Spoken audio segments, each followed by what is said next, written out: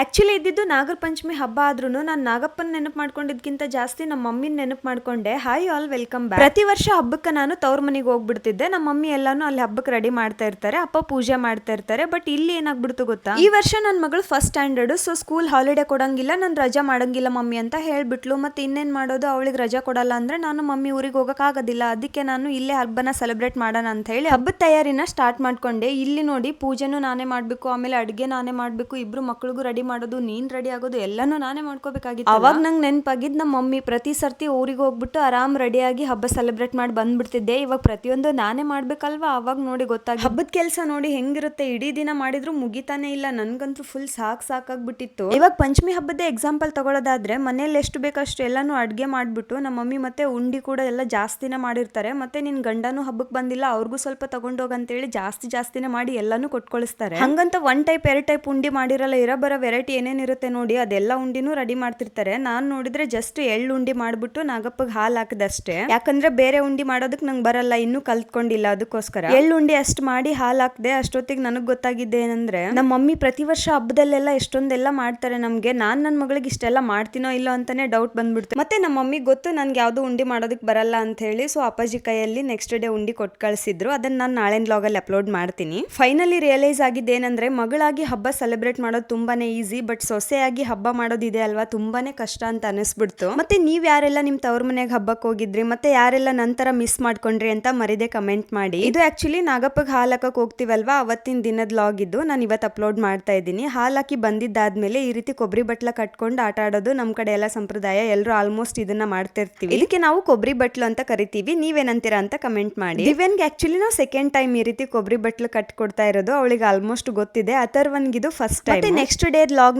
ನಾನು ಇದ್ರಲ್ಲೇನೆ ಕಂಟಿನ್ಯೂ ಮಾಡ್ತಾ ಇದ್ದೀನಿ. ಇವತ್ತು ಮನೇಲಿ ಹಾಲು ಹಾಕೋದು, ಅಂದ್ರೆ ಉತ್ತಿನ ಮಣ್ಣಲ್ಲಿ ನಾಗಪ್ಪನ ಮೂರ್ತಿ ತರ ಮಾಡ್ಬಿಟ್ಟು ಅದಕ್ಕೇನೆ ನಾವು ಮನೇಲಿ ಹಾಲು ಹಾಕ್ತಿವಿ. ಮತ್ತೆ ಒಂದಷ್ಟು ಜನ ಏನ್ ಮಾಡ್ತಾರೆ, ಆಲ್ರೆಡಿ ಮಾರ್ಕೆಟ್ ಅಲ್ಲಿ ರೆಡಿಮೇಡ್ ಸಿಗುತ್ತೆ ಮಣ್ಣಲ್ಲಿ ಮಾಡಿರೋ ನಾಗಪ್ಪನ ಮೂರ್ತಿ, ಅದನ್ನ ತಗೊಂಡ್ ಬಂದ್ ಹಾಲು ಹಾಕ್ತಾರೆ. ಇವ್ರು ನಾಗಪ್ಪನ್ ಮಾಡೋದ್ ನೋಡ್ಬಿಟ್ಟು ದಿವ್ಯ ಕ್ಲೇ ಅಲ್ಲಿ ಒಂದ್ ನಾಗಪ್ಪನ್ ಮಾಡಿದ್ಲು, ಆಮೇಲೆ ಒಂದಷ್ಟು ಕಿಚನ್ ಐಟಮ್ಸ್ ಕೂಡ ರೆಡಿ ಮಾಡಿದ್ಲು. ಫೈನಲಿ ನಮ್ಮನೇಲಿ ನಾಗರ ಪಂಚಮಿ ಹಬ್ಬನ ಈ ರೀತಿ ಸೆಲೆಬ್ರೇಟ್ ಮಾಡಿದ್ವಿ. ನಾನು ಇವತ್ತಿನ ಲಾಗ್ ನಿಮ್ಗೆ ಇಷ್ಟ ಆದ್ರೆ ಲೈಕ್ ಮಾಡಿ, ಮತ್ತೆ ಇದೇ ತರ ಲಾಗ್ ಆಗಿ ಫಾಲೋ ಮಾಡೋದನ್ನ ಮರಿಬೇಡಿ. ಮತ್ತೆ ನಾಳೆ ಒಂದೊಳ್ಳೆ ಲಾಗ್ ಜೊತೆ ಸಿಗ್ತೀನಿ. ನಮಸ್ಕಾರ ಎಲ್ಲರಿಗೂ.